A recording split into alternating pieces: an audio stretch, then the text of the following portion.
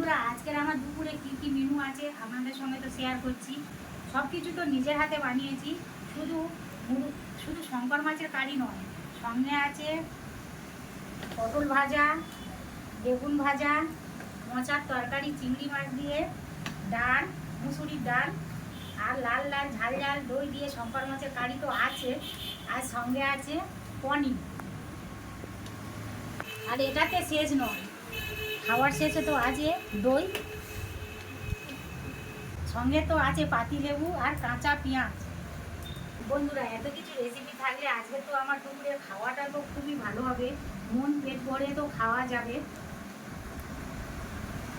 আমি রিঙ্কু, আপনারা দেখছেন রিঙ্কুর সাধারণ রান্নাঘর।